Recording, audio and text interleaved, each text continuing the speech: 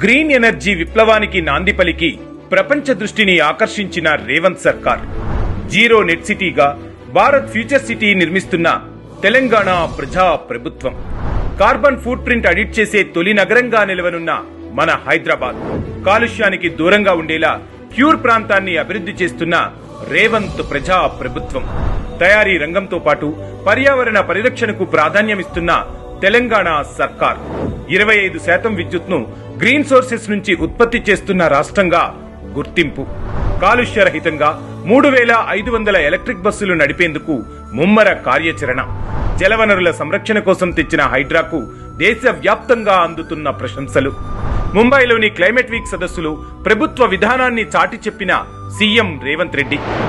రేవంత్ రెడ్డి దార్శనికతకు దేశవ్యాప్తంగా వెల్లువెత్తుతున్న ప్రశంసలు.